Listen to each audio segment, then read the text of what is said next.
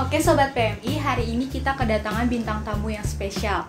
Dia sudah menjelajahi Indonesia, 34 provinsi dan 7 gunung tertinggi di Indonesia. Ini dia Muhammad Mahir Abdullah. Oke Bang Mahir, Ya, pernah kepikiran gak sih lu buat sampai di titik ini? pikiran lah. Kalau nggak kepikiran nggak sampai ke sini. Iya juga sih ya. Kan gue nggak pernah nih Bang sepedahan keliling Indonesia, apalagi lebih dari 2 tahunan lah ya. Bisa di-share nggak sih Bang pengalamannya? Pengalaman soal apa dulu nih spesifikasinya? Ya dari, Pengalaman bersepedanya, mendaki gunungnya atau apanya? dari mulai bersepedanya dulu. Pengalaman bersepeda bagi saya setiap orang punya pengalaman masing-masing. Terus teknik bersepeda seperti apa? Sebab ketika kita menguasai teknik bersepeda atau teori bersepeda, maka kita bisa efektif dan efisien dalam bersepeda, dan kita bisa lebih menjaga kesehatan atau kondisi tubuh kita. Misalkan kita tahu kemampuan kecepatan kita berlari atau bersepeda dengan kecepatan berapa. Misal saya 20 km per jam kalau jalan rata, berarti kalau saya push terus-terusan dengan kecepatan 35 km per jam walaupun saya sanggup, maka dalam hari pertama saya masih sanggup, hari kedua saya sanggup, hari ketiga sanggup, hari keempat drop. Itu akan merugikan perjalanan selanjutnya kan. Jadi maka dari itu pintar menjaga fisik, karena saya hanya mampu 20 km per jam dan rata-rata sehari saya 100 km per hari, maka disitulah saya bisa membuat pengalaman bersepeda saya lebih seru.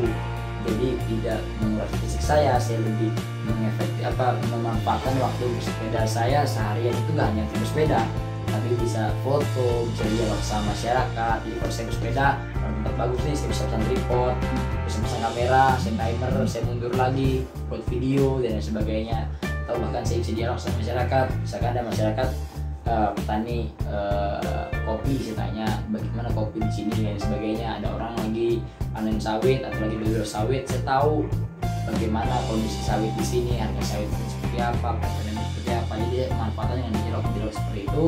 Sebab saya membuat pengalaman bersepeda saya bukan hanya bersepeda, tapi bagaimana bersepeda itu bisa berinteraksi dengan masyarakat dan merasakan kondisi lingkungan sekitar yang perjalanannya saya lalui. Kalau pengalaman untuk naik gunungnya sendiri, 7 gunung tertinggi di Indonesia, gimana tuh? Kalau untuk pendakian 7 gunung tertinggi di Indonesia, sebenarnya ada di Indonesia kan, di dunia itu ada konsep Seven dunia. Di Indonesia ada konsep Seven Summit Indonesia atau 7 gunung tertinggi di Indonesia di 7 pulau atau kepulauan terbesar di Indonesia. Nah, selama saya mendaki gunung nggak hanya ada yang on target, ada yang saya harus kejar, yaitu 7. Tapi ada saya target kemarin total antara on target sama saya target berhasil di 30 gunung. Jadi kalau yang di luar 7 Seven Summitnya 23. Nah, dari semua gunung-gunung itu setiap gunung punya karakteristik yang berbeda, punya pengalaman dan experience yang berbeda bagi saya, dan euforia juga berbeda ketika melihat gunung-gunung tersebut. Ada yang puncaknya biasa saja tapi perjalanan menuju puncaknya sangat luar biasa, ada sebaliknya perjalanan biasa saja puncaknya yang luar biasa, dan seterusnya. Tapi untuk mendaki gunung saya suka sekali sama Gunung Bukit Raya di Kalimantan, sebab saya mendaki lewat jalur Kalimantan Tengah, jalur yang jarang dilalui oleh para yang banyak mendaki. Dan itulah pengalaman saya mendaki dengan sungai atau penyeberangan basah terbanyak yang pernah saya alami di Kalimantan. Dan dari mulai saya memasang tali, membuat rakit, berenang dan sebagainya itu dialami di Kalimantan Tengah. Dan disitulah saya merasa bahwa setiap gunung itu berbeda, nggak ada yang sama. Dan disitulah saya merasa bahwa setiap gunung punya kekayaannya masing-masing dan punya penikmatnya masing-masing. Gunung itu nikmat bagi saya, nikmat bagi orang lain, dan sebaliknya. Kadang gue mikir nih Bang, pas gue tahu lu menjelajah menggunakan sepeda ya Bang, kenapa sih Bang harus sepeda? Sebenarnya nggak harus sepeda, Iya. cuman gue memilih sepeda karena kalau gue jalan kaki misalkan, Iya. gue berat bawa ransel dan waktunya lebih lama. Gue kemampuan gue sehari jalan kaki berapa. Kalau gue numpang mobil atau backpackeran gitu, otomatis ketika ada tempat yang gue suka, tempat ini nih gue suka, tapi gue mau jalan, gue numpang di truk itu ngebut, nggak mungkin gue minta berhenti tiba-tiba untuk berhenti di situ. Jadi banyak momen yang hilang. Lalu kalau gue naik motor, itu butuhkan bahan bakar minyak gitu kan, dan gue menyebar polusi di setiap jalan yang gue lintasin. Jadi juga adalah jalan yang meninggalkan polusi jatuhnya kalau gue naik kendaraan bermesin. Lalu ketika gue menggunakan mobil, misalkan menggunakan mobil, gue nggak bisa tuh namanya tepuk tangan atau tos lah, biasa kita kan tos sama anak kecil lagi lewat, warga disapa tuh susah, nggak dengar suara celotehan masyarakat. Tapi dengan bersepeda kita bisa merasakan semua. Dan bersepeda itu kan kecepatan terbatas, otomatis kita melatih mental. Ada orang jahat sama kita nggak bisa lari, pasrah, kita hadapi. Karena apa? Sekencang-kencang kita ngebut naik sepeda, secepat apa, dan pasti kejar juga kan. Nah, itulah kenapa saya memilih sepeda. Oke. Bisa dikasih tahu nggak sih Bang persiapannya itu apa aja buat ekspedisi kali ini? Persiapannya paling pertama adalah tanyakan apa diri sendiri, 5W+1H itu pelajaran sekolah tuh. Kalau ada yang nggak tahu, googling aja. Itu pelajaran dasar. Jadi 5W+1H, tanyakan pada diri sendiri dan jawablah pada diri sendiri. Kita mau ngapain dan sebagainya tentang perjalanan kita. Terus ketika sudah kita konsep semuanya, kita petakan. Misalnya kita mau bersepeda, jadi saya bilang berapa kemampuan per harinya dan sebagainya. Lalu ya itu pentingnya asesmen. Ibaratnya kalau kita di PM kita mau bencana, kita harus tahu bencananya apa, kita asesmen. Ini bencana banjir apa tanah longsor. Kalau bencananya tanah longsor nggak mungkin kita berperahu karet, kan begitu. Nah baliknya, kalau kita dalam perjalanan ini kita tidak tahu kita perjalanan ini di Pulau Kalimantan ini elevasi tertingginya berapa, ketinggian aspalnya, lalu cuacanya seperti apa, lalu kepadatan penduduk seperti apa, kita akan tahu. Kita yang ada kita blank, ibaratnya orang di bencana datang langsung bawa bantuannya, nggak dihitung jumlah pengungsi berapa, berasnya berapa, nggak dihitung. Nah maka dari itu saya belajar dari PMI tentang bagaimana salah satunya manajemen perjalanan ini seperti itu. Oke. Jadi pas 2 tahun ini nih, lu tuh bawa peralatan apa aja di sepeda lu itu? Karena 2 hal yang gue lakukan bersepeda mendaki gunung, maka alat yang gue bawa kan 2 lah. Berarti alat tentang bersepeda dan mendaki gunung. Misalkan bersepeda dari mulai part-part cadangannya, terus kemudian ya kayak safety readingnya seperti sepatu, kacamata, gitu kan, sarung tangan, helm, itu kan udah part-part safety reading sekalian. Lalu ketika gue mendaki gunung, berarti kan gue harus bawa carrier, gue bawa kompor, gue bawa matras, gue bawa sleeping bag dan lain sebagainya. Jadi ada 2 perlengkapan dan ditambah plus perlengkapan tambahan seperti perlengkapan sholat, perlengkapan mandi, gitu kan, perlengkapan dokumentasi macam charger, hard disk, power bank, itu kan perlengkapan pendukung, gitu kan, atau bahkan notes buat buku catatan dan lain sebagainya. Nah itu tetap diperlukan, sebab kalau kita nggak ada siapan perlengkapan, yaitu kita akan bisa di jalan. Jadi kalau kita mau bersepedanya ke wilayah yang nggak mau mendaki gunung, ngapain buat pendaki gunung? Kalau kita cuma mau bersepedanya tidurnya di hotel, ngapain buat tenda, kan begitu. Jadi sesuai dengan kita mau kemana. Oke. Start dari PMI Jakarta Selatan sampai balik lagi ke sini, itu lu bawa temen atau cuma sendiri untuk keliling? Gua sendiri jalannya, tapi di beberapa komunitas organisasi kan banyak yang sambut lepas, tapi khususnya di wilayah Jawa dan Sumatera. Tapi kalau dilepas Jawa dan Sumatera, hal begitu kurang begitu ada. Jadi hanya di beberapa provinsi aja, jaraknya jauh-jauh. Kalau sepanjang perjalanan ya mandiri aja, tidurnya di mana aja. Kadang tidur di SPBU, kadang di rumah makan 24 jam yang supir-supir truk itu ada, kadang di pantai bikin tenda, kadang di hutan sawit lah, atau apapun itulah yang bisa buat tempat bermalam. Kadang kalau lagi malas ada tempat kayak pondok-pondok atau ada ruko gitu, ya udah tidur aja di gitu. Kan ngelewatin hutan juga ya, hutan kan biasanya banyak binatang buas tuh Bang. Pernah nggak sih kayak ketemu sama salah satu binatang buas? Sebenarnya kata konotas dari binatang buasnya beda-beda. Ada orang bilang binatang buas berarti dia pemakan daging, ada yang bilang binatang buas itu adalah, ya sebenarnya banyak definisi dikatakan binatang buas. Salah satu contohnya adalah bagi saya binatang buas atau binatang hewan liar adalah seperti beruk. Di beberapa wilayah Indonesia, Sumatera, Jawa dan beberapa wilayah lain, hewan-hewan itu ganas. Beruk aja ganas, beruk gitu, kera, monyet tuh ganas. Karena apa? Karena masyarakat tidak mengerti, mereka tuh hewan liar, dikasih makan di pinggir jalan, makanya yang habitatnya mereka mencari makanan di hutan, menjadi mereka cari makan di jalanan, dan itu akan mengganggu perjalanan orang-orang kayak saya pakai sepeda gini gitu. Apa sih yang dipikirin selama perjalanan sampai lu tuh kayak sendiri mikir, oh ini loh yang selama ini gue cari? Salah satu yang dipikir adalah kata definisi ikhlas. Sebab hampir 99,9% ikhlas itu nggak ada di dunia, ya kan?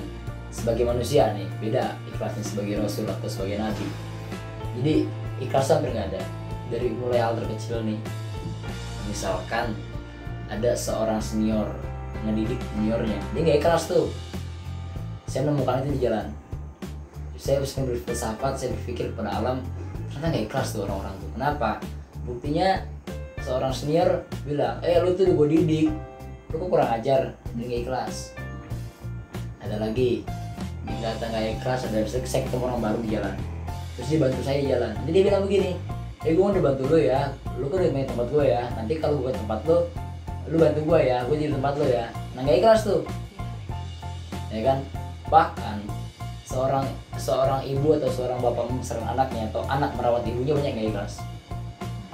Contoh kata-katanya seperti ini, misalkan ada beberapa orang tua, mungkin hampir seluruh orang tua di Indonesia yang saya pahami, saya dengarkan, dan saya banyak berjalan dan saya dengarkan dari orang tua. Misalkan orang tua mengatakan, udah gue besarin, lu gak ngerawat gua, nggak ikhlas. Sama anak yang gak ikhlas ngerawat orang tuanya adalah, gue pulang dulu ya, gue mau ngerawat orang tua gue. Emang kenapa? Gue kan lu digedein, udah dirawat, berarti gue ini. Ya enggak, tugas kita bicara tugas kewajiban. Maka kewajiban ketika orang tua punya anak, ya kewajiban orang tuanya besar anaknya. Ketika orang tua yang sudah tua, anaknya masih muda, ya tugas anak, ya kewajiban anak. Nggak ada istilahnya, nggak ada yang bilang dulu, nggak ada gitu-gitu. Itu nggak ikhlas berarti. Ya udah, karena kewajiban gue harus selesai gitu kan. Karena udah kodrat gue untuk merawat orang tua gue, selesai. Nggak ada kata dulu gitu, sebenarnya harusnya nggak ada. Dan definisi ikhlas itu sangat sulit dan harus dicari, sebab kata keikhlasan itu nggak hanya disebutkan. Walaupun nggak ada orang menyebutkan ikhlas terus begini. Kalau kita sering dengar begini kan, lu ngasih nih ikhlas nggak nih? Ikhlas gua, tuh kan nggak ikhlas, kok ikhlas disebutin gitu, kasar lagi. Padahal nggak gitu, mau kita sebutin nggak kita sebutin, ya udah. Ikhlas tuh misalnya saya ngasih kamu HP, nih HP buat kamu, udah mau HP-nya bagaimana ya aku udah kasih, yang penting gitu kan. Mau dijual lagi kayak mau apa kayak, itu kan udah kamu udah aku kasih gitu, ikhlas. Tapi kalau orang dulu gua kasih HP-nya malah dibuat begini, malah dijual lagi, nah itu nggak ikhlas. Jadi itulah yang salah satu yang saya cari dalam diri saya, definisi kata ikhlas itu seperti apa sih sebenarnya. Oke, selama perjalanan melintasin Indonesia ini pernah ngerasain homesick nggak sih? Homesick sering. Homesick gue datang setiap 3 bulan sekali. Jadi gue jalan di bulan Maret gue belum homesick lah, belum. Mei mulai itu homesick, kangen rumah, gue kangen tidur di kasur, gue kangen dimasakin sama nyokap gue kangen segala macam lah, gue kangen sama temen gue. Jadi abis 3 bulan kan, Maret, April, Mei, nah paling cuma seminggu tuh homesick tuh, nanti biasa lagi, nanti 3 bulan lagi muncul lagi. Dan homesick orang berbeda-beda. Nah, kita banyak sering ngomongin homesick kan, tapi ada yang paling berat. Jadi yang paling berat tuh bukan homesick kita pergi-pergi, kita sudah pulang. Kita pulang nih ke rumah, gue udah selesai nih hari ini, gue pulang ke rumah. Karena udah banyak yang gue lihat, banyak yang gue pikirin, banyak yang gue denger, gue akan kayak kangen lagi rindu di jalan. Gue akan kangen lagi pergi. Sebenarnya nggak masalah, tapi yang masalah tuh ketika kita terkontrol. Makanya ibarat kalau tentara habis pulang perang, dia nggak bisa langsung pulang ke rumah, di karantina dulu, dipulihin lagi mentalnya, ya kan, sifat emosinya. Kayak contoh gue hampir bisa belokan ke bagian daerah, sampai beberapa teman-teman PMI di sini yang dulu kenal gue aja bingung, ini logat apa nih, ini logat apa lagi Mahir nih, semua PPI DKI, bahkan semua teman sepeda, sampai ya lu asli mana sebenarnya sih gitu kan. Tadi ada logat Bugisnya kan, ada logat Ambonnya, karakter gue beda-beda. Karena gue jalan ninggalin Jakarta, gue langsung ya Allah, gue meninggalin egoisme Jakarta gue pengen datang pergi ikutin bahasa daerah atau logat daerah, karakter daerah tersebut, biar gue bisa ngerasain bagaimana dicap. Contoh, gue pernah di Palembang, gue beli buku di salah satu toko buku lah, toko buku besar di Palembang. Ada teman tanya sama kasirnya nih, temen gue dengerin, Mas ada membernya nggak? Gue bilang nggak ada. Gue bilang begitu. Terus teman marah, yang sopan lah sedikit ngomong, jangan bilang begitu. Terus gue bilang, gue kurang sopan apa? Gue bilang nggak ada kan. Ya bilang gini, nggak ada. Itu kan logat Jawa, logat orang Melayu, Indonesia Barat. Kalau gue dari Indonesia Timur, logatnya nggak ada, selesai gitu kan. Jadi itu permasalahan itu saling mengerti memahami. Kadang ada orang, kadang intonasi itu kan berbeda-beda gitu kan. Disitu gue paham bahwa nilai kesopanan itu nggak bisa mutlak, nggak bisa merata. Di beberapa daerah, misalkan gue angkat kaki di atas bangku begini, itu nggak sopan. Di beberapa daerah bisa aja.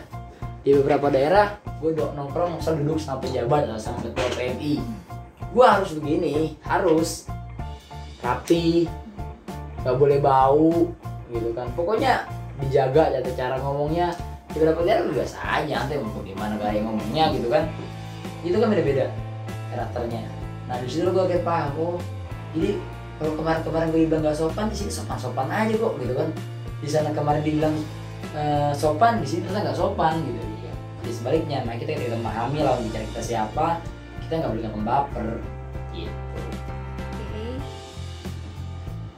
Selama perjalanan ini bang, lu tuh transit doang nih, misalnya lu ke PMI ini, transit doang atau untuk menetap untuk beberapa hari? Tergantung misi lagi dan tergantung keadaan, ya situasi kondisi itu kan, hasil pandangan kawan. Jadi misalkan kalau cuma istirahat ya paling cuma malam jalan lagi. Kalau cuma lintas, tapi kalau ada misi misalkan gue mau recovery, jadi gue udah punya waktu recovery, bisa agak lama tuh. Di setiap ibu kota provinsi, di BEM kotanya atau di BEM provinsi gue lama, karena gue harus recovery badan. Misalnya gue 7 hari udah bersepeda, capek kan, lelah. Walaupun gue gak lelah sebenarnya, gue masih semangat, tapi gue tahu gue harus ngukur fisik gue ini harus di recovery dengan duduk, walaupun gak benar-benar tiduran setiap hari, tapi duduk, cuma ngobrol-ngobrol santai, gak sepeda gitu kan. Ada waktu buat ngecek sepeda, nyuci baju, backup dokumentasi dari HP atau kamera gue, itu bagian recovery. Jadi tergantung misinya masing-masing, tapi ada juga yang akhirnya lama seperti di Maluku Utara ada gempa, ya gue ikut penugasan dulu gitu. Oke. Gimana lu tahu lu udah sampai di provinsi ini? Lu tuh lewat GPS atau peta manual gitu bang? Atau lu cuma kayak, oh gue udah nyampe di sini, ngeraba jalan gitu, apa gimana? Karena gue bilang dari awal bahwa sistem itu penting, jadi gue udah ngelakuin pemetaan dari awal, jadi gue nggak jalan buta. Oke. Selama 2 tahun 8 bulan ya bang, pernah sakit gak? Kayak mungkin pegel, mah? Itu bukan sakit namanya. Gimana? Jadi gue golongin 3 hal, sakit, drop, sama penurunan kesehatan. Jadi kalau sakit itu ya kayak misalkan kena virus itu sakit, kena malaria itu sakit, ya kan? Yeah. Tapi kalau drop itu misalkan tadi gue bilang 7 hari gue bersepeda, fisikku masih oke kelihatannya, padahal harusnya butuh recovery, tapi mental gue masih nafsu buat jalan lagi terus. Gue nggak mau recovery biar cepet, gue paksain lagi 3 hari, gue drop, lemes gitu kan. Nah itu drop. Nah di bawahnya drop tuh baru ada namanya turun kesehatan, kayak istilahnya gue udah mulai tanda-tanda nih, misalkan kayak gue kurang tidurnya, atau gue kurang makannya, atau gue kurang minumnya, kayak gini nih. Nah ini gue turun kesehatan, karena apa? Gue punya teriakan kemarin kan di Korea, gue sampai di Pulau Jawa teriakan terus gitu kan, rasanya seneng banget bisa sampai gitu, gak nyangka ini Pulau Jawa nih bener nih. 2 tahun 8 lalu gue terakhir ngunjungin pulau ini loh gitu kan. Kayak ini satu kesehatan gitu. Jadi gue mau bagi itu biar gue paham mana diri gue yang sakit, mana diri gue penuh kesehatan, mana yang bisa gue recovery, mana yang bisa gue cegah. Oke. Pernah putus asa nggak bang? Kayak pengen berhenti Nggak ngelakuin pernah. ekspedisi? Oke. Ada medan atau zona terberat saat Sepeda. mengendarai sepeda? Papua. Papua. Itu di daerah mana? Di daerah dari Nabire mau ke Rogai.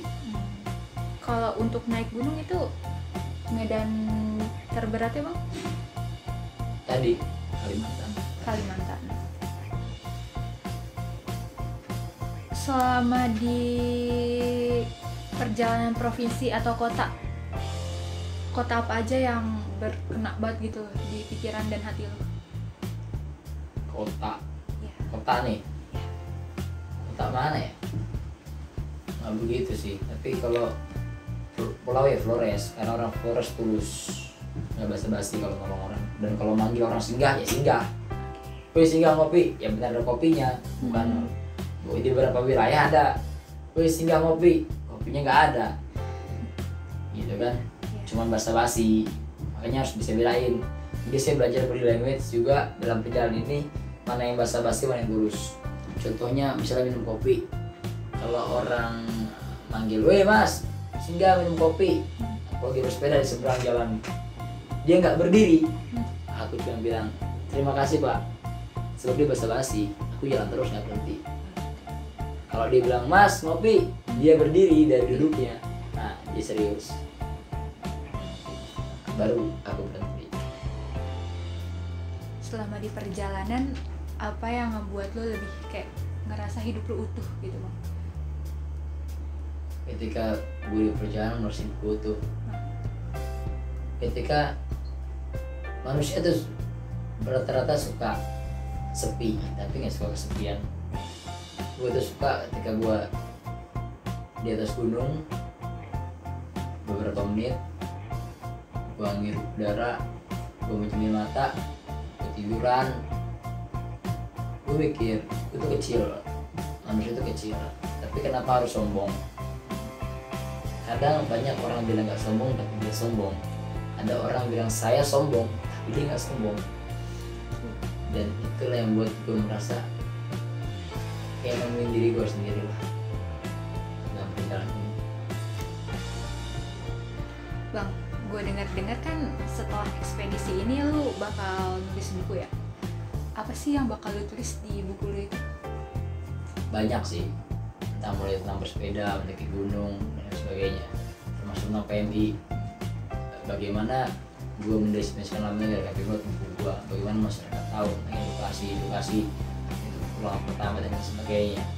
Jadi kalau gue mau kaku sebagai diseminator, gue nulis buku judulnya PMI, covernya PMI, isinya PMI, yang di buku pasti orang PMI, nggak sampai kan ke masyarakat.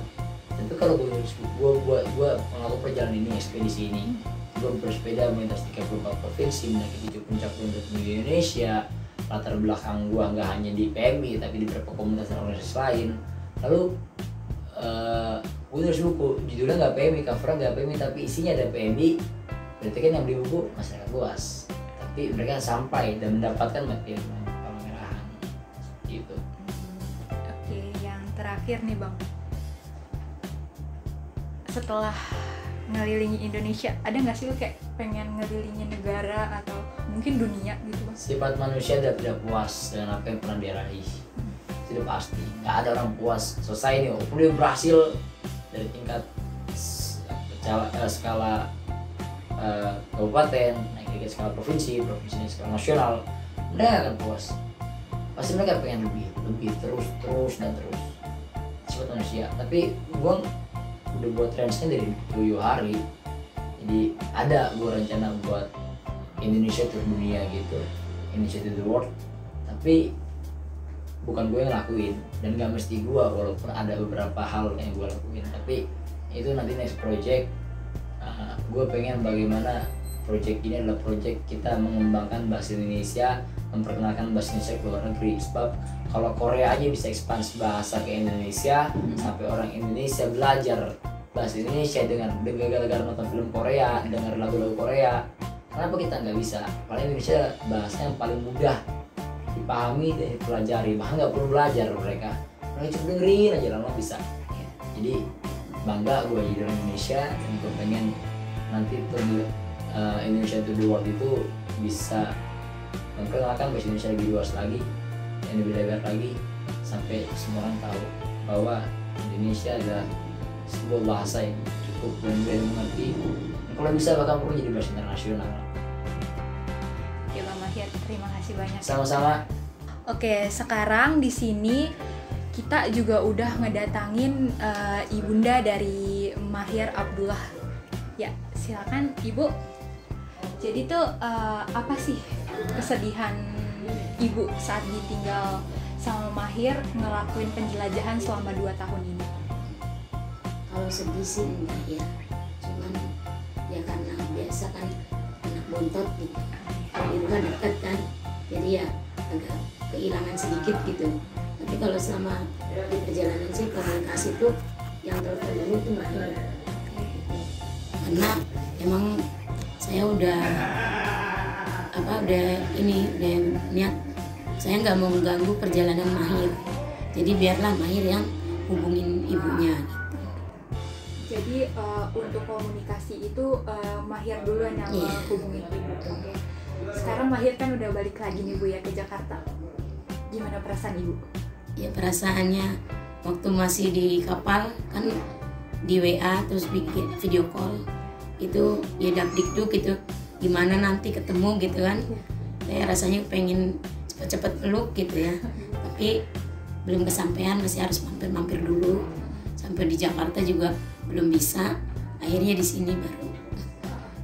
Oke Ibu, terima kasih banyak sudah datang di sini ya Ibu.